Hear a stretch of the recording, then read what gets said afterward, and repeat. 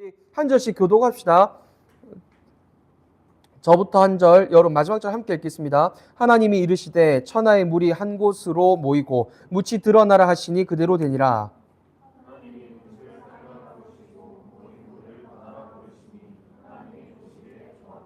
하나님이 이르시되 땅은 풀과 씨 맺는 채소와 각기 종류대로 씨 맺는 열매 맺는 나무를 내라 하시니 그대로 되어.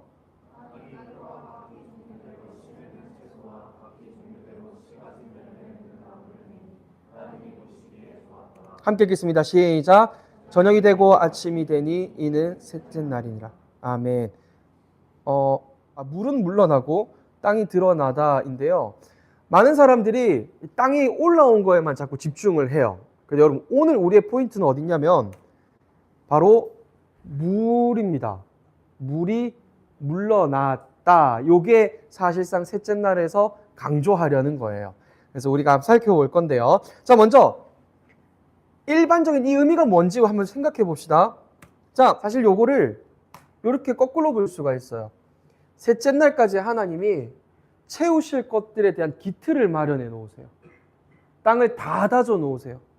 땅이 없는데 그냥 새를 만들거나 물고기를 만들지 않으세요. 모든 기틀을 다 마련해 놓으신 후에 그 위에 하나님이 차곡차곡 채워 넣으시는 게 넷째 날, 다섯째 날, 여섯째 날. 그래서 우리 하나님 아주 완벽하게 이 땅에 우리가 온전히 살 수 있는 기틀을 다 마련하시고 준비해 놓으시고 살아라. 그리고 나의 형상대로 살아라. 그렇게 명령하시는 하나님. 그래서 여러분 잘 생각해 보세요. 사람을 첫째 날부터 만들어서 하나하나 보여주시면 얼마나 좋아요. 그래서 제가 이런 거 막 했잖아요. 이렇게 막 첫째 날에 막 빛이 막 그래서 와, 이 빛이 뭐지? 여러분 막 하늘 궁창 막 떨릴 때 궁창샷 이야 이러고 그다음 세 번째 막 땅 드러날 때 제가 사진 찍었는데 제 나이가 제 얼굴을 이렇게 망가뜨려 놨습니다. 막 이렇게 와, 땅이 갑자기 막 올라오는 거 보면은 얼마나 믿음이 자신 찍지 마. 막 믿음이 막 일어나겠어요. 자, 근데 그렇게 안 하세요. 아담에게 어떻게 하냐면요. 그냥 믿으라 이렇게만 하세요. 그리고 왠지 아세요? 아담을 향한 배려. 그를 온전히 완성된 그곳에 두고 싶으신 하나님의 배려. 요걸 보고 우리는 뭘 기대할 수 있냐면요. 우리가 가게 될 하나님 나라도 미완성 상태도 아니고 공사 중도 아니고 완벽히 만들어 놓으신 후에 우리를 부르십니다. 그래서 예수님이 떠나실 때 이렇게 말씀하셨어요. 내가 우리 거할 처소를 마련하러 간다. 그래서 우리 하나님, 우리를 그렇게 배려하심으로 천지창조를 이뤄내셨습니다. 자, 그렇다면 이제 의미를 하나씩 살펴보도록 하겠습니다. 천지창조, 요건 한번 복습을 해보는 거예요. 우리가 왜 하루 살펴봤냐면 구원을 담아 놓으셨기 때문에. 적어주세요. 구원입니다. 이날은 하나님의 구원을 담아 놓으신 날입니다. 그래서 자, 첫째 날 보세요. 빛이 있으라 했잖아요. 빛이 부담이 되네. 빛이 있으라 했는데 그때 뭐 했냐면 이 빛이 있는 것을 우리는 이렇게 배웠습니다. 구원자를 보내시다. 적어주세요. 첫째 날은 그렇게 이 창조를 누가 하느냐? 그 창조주가 빛이 되셨다. 그가 말씀이셨다. 기억이 안 나면 다시 영상 올려놨으니까 보시고요. 자, 둘째 날 궁창. 궁창 왜 궁창을 했다고 했어요? 안 온 사람들을 위해 간단히 설명합시다. 물, 바다는 심판이라고 우리가 배웠어요. 그래서 구약에도요, 저주받는 사람은 물에 빠져 죽는 걸로 예수님 설명하세요. 그래서 작은 자를 실족한 자, 연자맷돌 메고 바다에 빠지는 게 훨씬 낫다 이렇게 설명하실 정도예요. 자, 근데 궁창은 뭐냐면요, 바닷물을 갈라버려요. 그래서 하늘이 물을 가득 품고 딱 떠받들고 있어요. 그리고 이게 언제 쏟아졌느냐? 노아 홍수 때 다 쏟아져 버려요. 그래서 심판을 담고 있는 게 바로 둘째 날이었어요. 궁창을 나누시다. 구원자가 심판을 받으시다. 심판이라고 적어주시면 됩니다. 그래서 이날은 심판을 담고 있는 날이기에 이날만큼은 하나님이 보시기에 좋았더라라는 말이 빠진 날. 그 아들을 심판하는 날. 둘째 날이었습니다. 자, 그러면 셋째 날. 여러분 이제 흐름이 지금 왔죠? 구원자가 왔고 구원자가 심판받았어요. 셋째 날은 어떤 것일지 여러분 각자 한번 적어보세요. 땅이 드러났습니다. 구원자가 이제 뭘 하시려고 하는 걸까요? 자, 생각하였다면 바로 넘어가겠습니다. 답은 여러분 각자 적은 걸로 합시다. 자, 그러면 오늘 이제 드디어 땅에 도달하였어요. 땅이 드러나다. 이 말은 뭐냐면 물을 꾸짖어 구원을 이루시다. 근데 아까 말했다시피 포인트는 여기에 있습니다.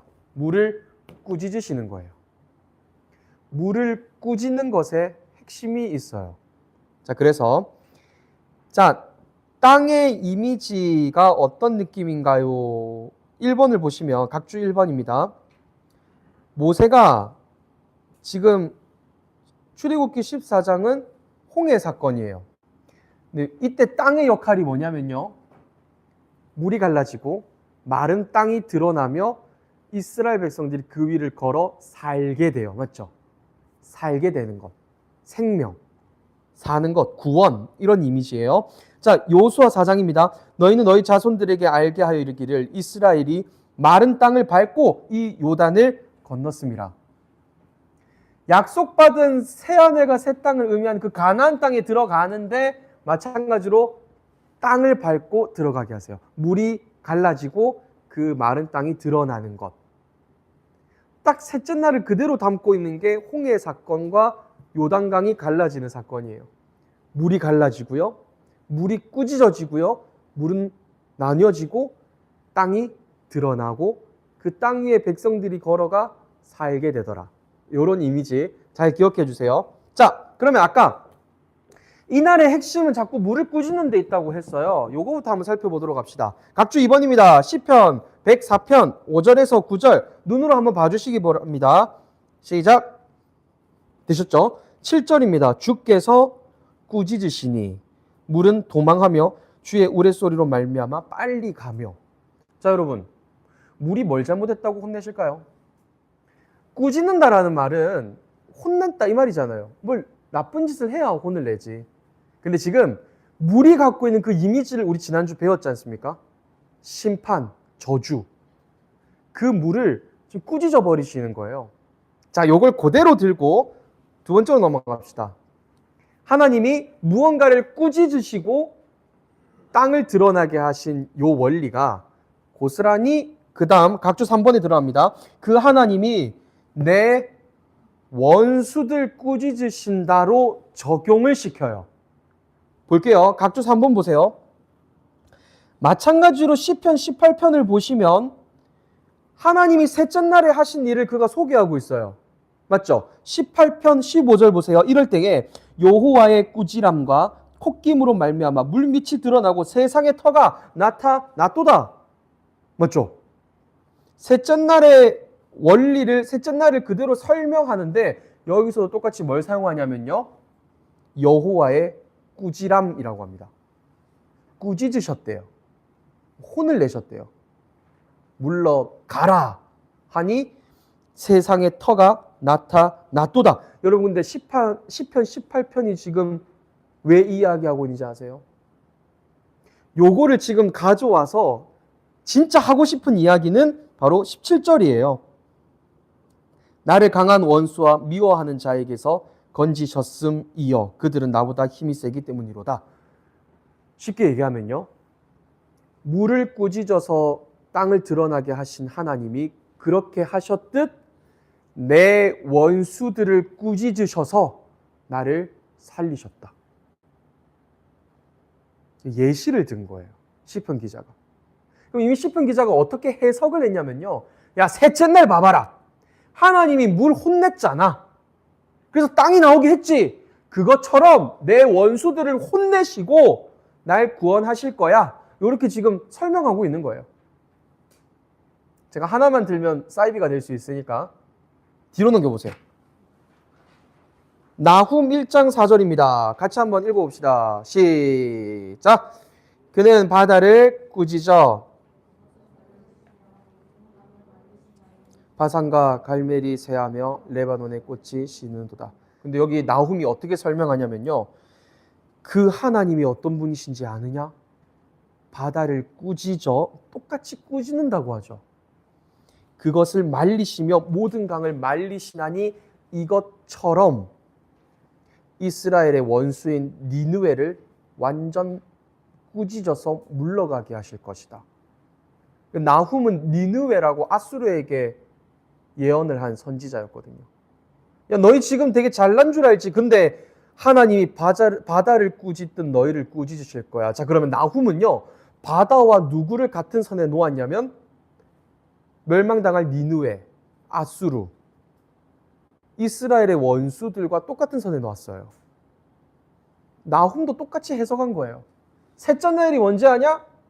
하나님이 바다를 꾸짖으시고 구원을 드러나게 하신 날.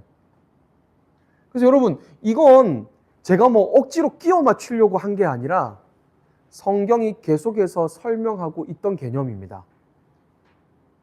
아시겠죠? 자, 그럼 결국 무엇을 이야기하고 싶은가? 3번이에요. 그 하나님이 나의 최종 원수를 꾸짖으신다. 자, 여러분, 바다를 꾸짖던 하나님께서 이제 실제로 바다를 꾸짖는 장면이 마가복음에 펼쳐집니다. 마가복음 4장 39절, 예수께서 깨어 바람을 꾸짖으시며 바다에게 이르시되 잠잠하라 고요하라 하시니 바람이 그치고 아주 잔잔하여지더라.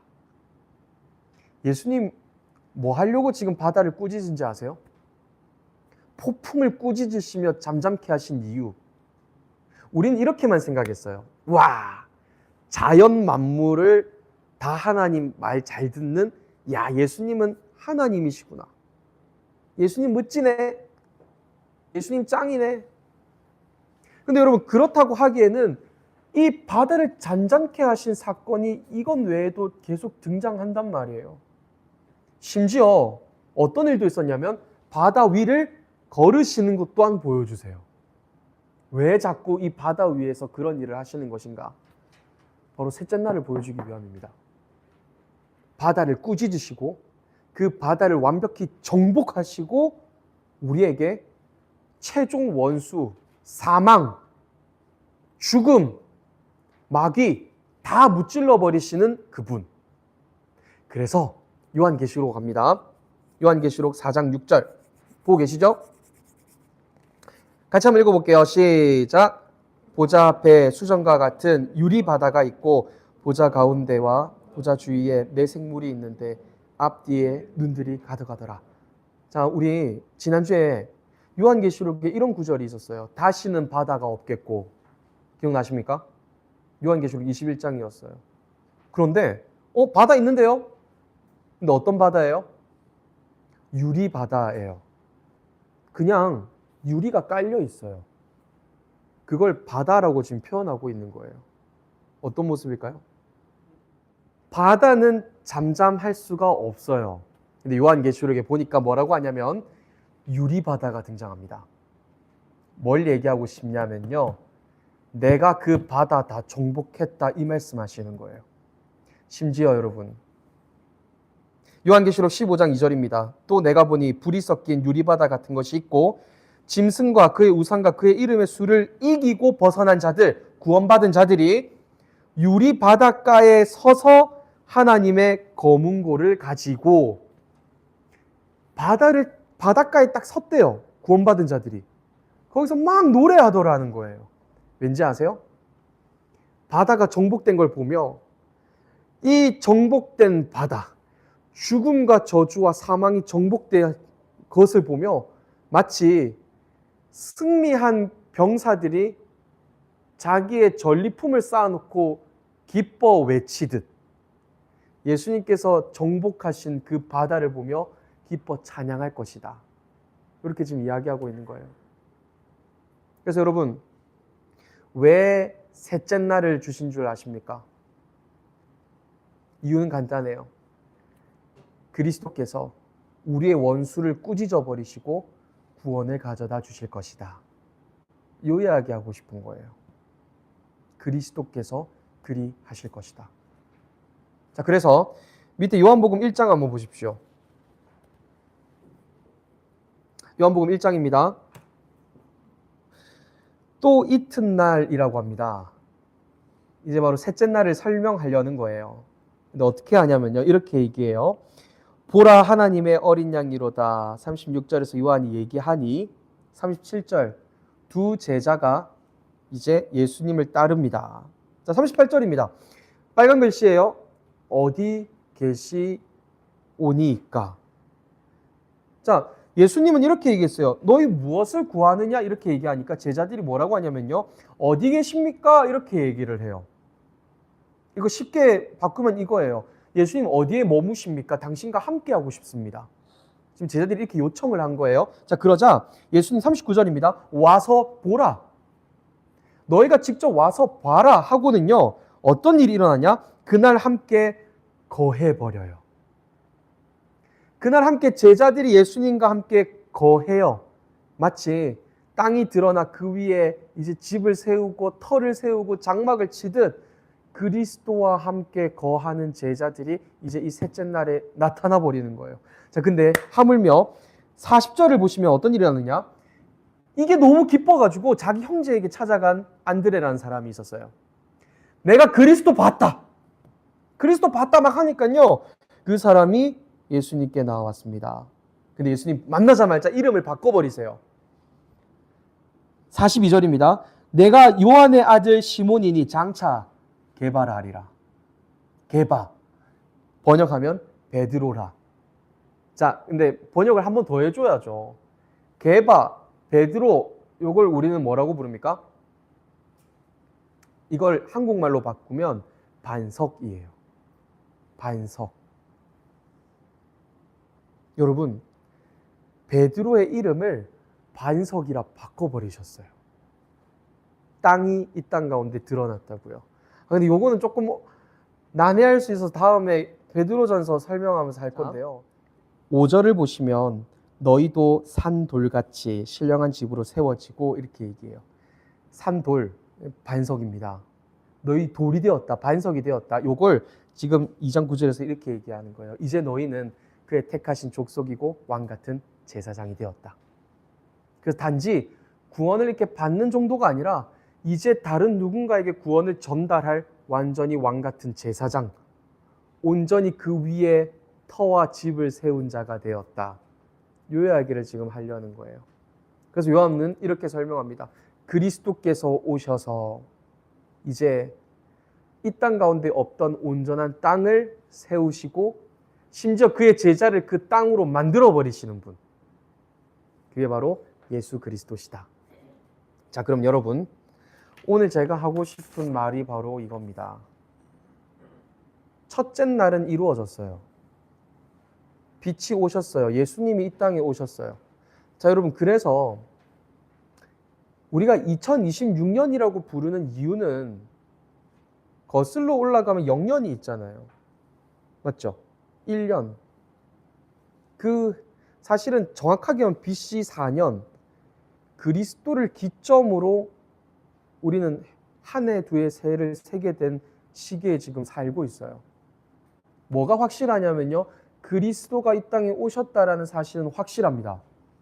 맞죠? 이거 예수를 믿든 말든 역사적인 인물이라는 건 확실하다고요. 그러면 첫째 날은 이루어졌습니다. 빛이 있으라 하신 그가 이 땅에 말씀이신 그를 보내셨어요. 자, 그러면 여러분, 두 번째, 그가 십자가 지심, 이 또한 확실합니다. 둘째 날에 있었던 사건마저 하나님 완벽하게 성취하셨다는 거예요.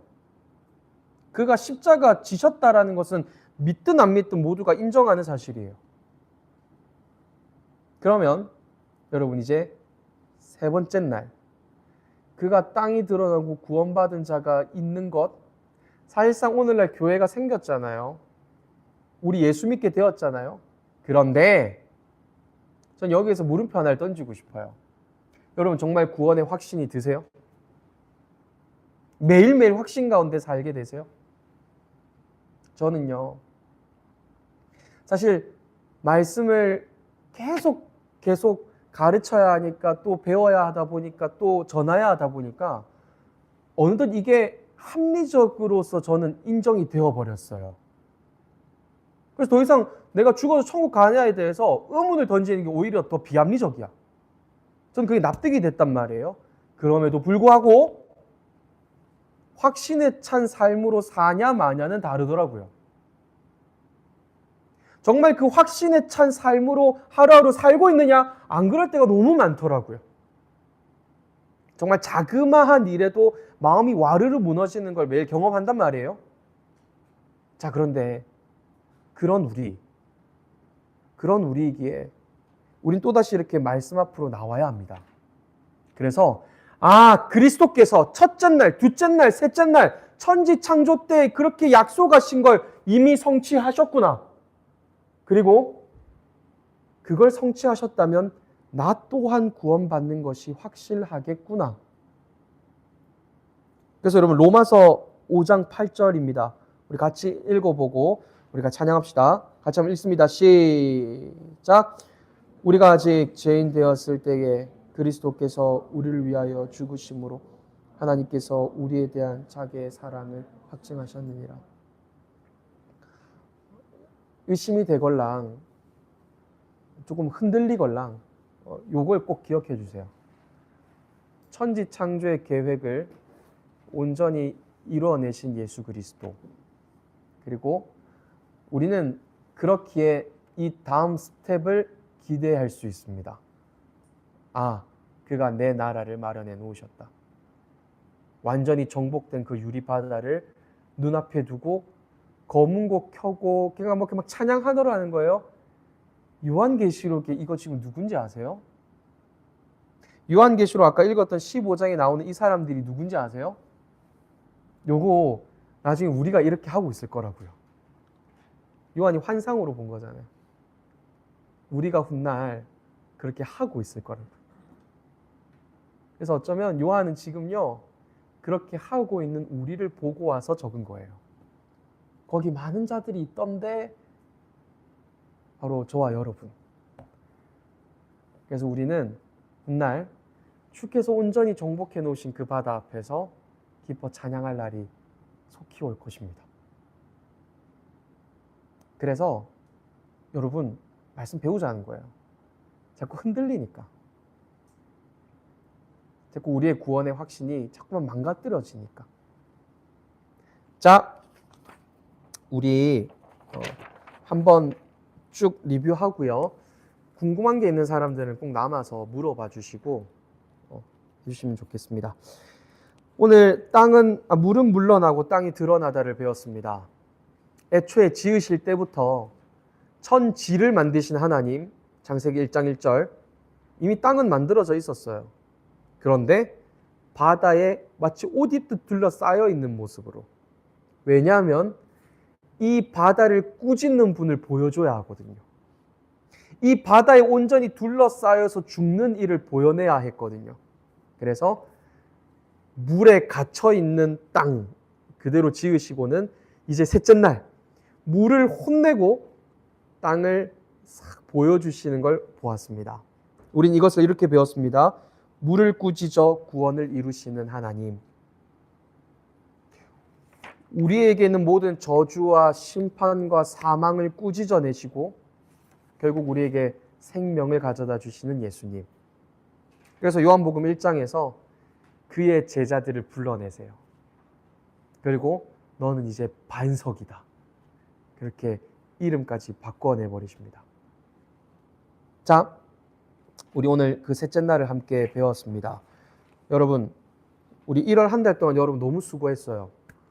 수고했고요.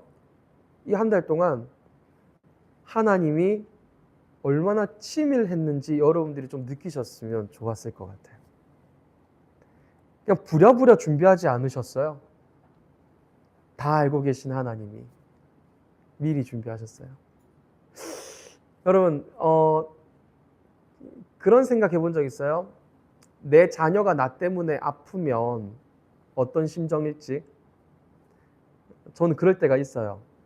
저의 실수로 아이들이 감기에 걸리거나 저의 실수로 아이들이 병이 걸리거나 그런 일들이 있었거든요. 그때 심정이 딱 어떻냐면요.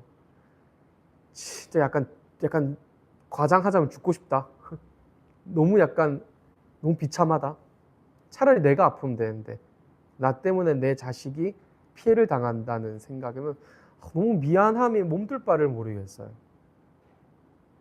근데 여러분, 우리 하나님이 창세 전부터 그 마음이셨다고요.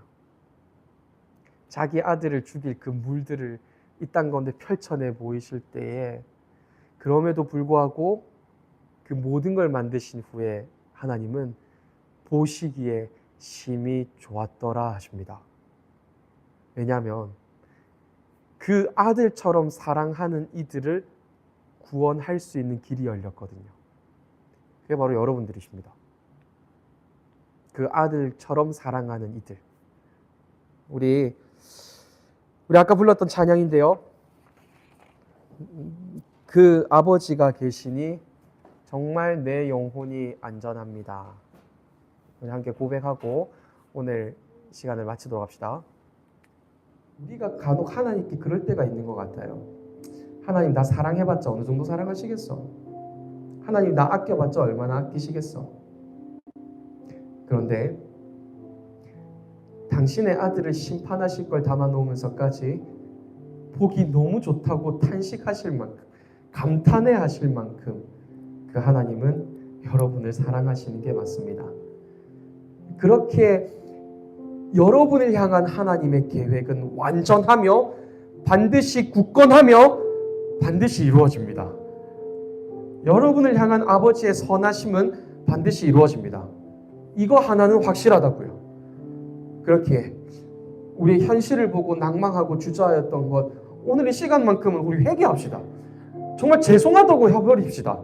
그리고 주 하나님, 나를 향한 하나님의 계획과 사랑을 알게 하여 주셔서 확신하게 하여 주셔서 내 인생 하루하루 신나게 해주십시오. 우리 함께 기도하며 나갑니다. 기도합시다.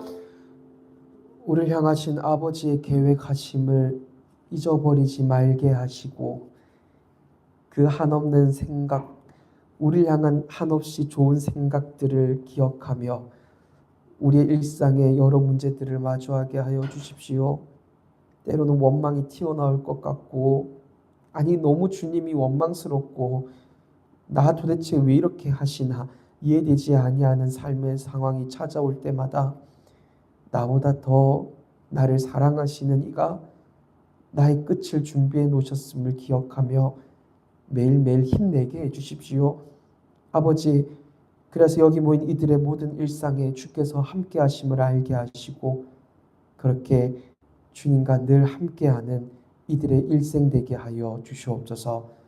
이제 말씀 배웠습니다. 이들이 우리의 지체들에게 사랑과 섬김과 희생으로 또한 잘 배우게 하여 주시옵소서. 감사드리오며 구주 예수님의 이름으로 간절히 기도드립니다. 아멘.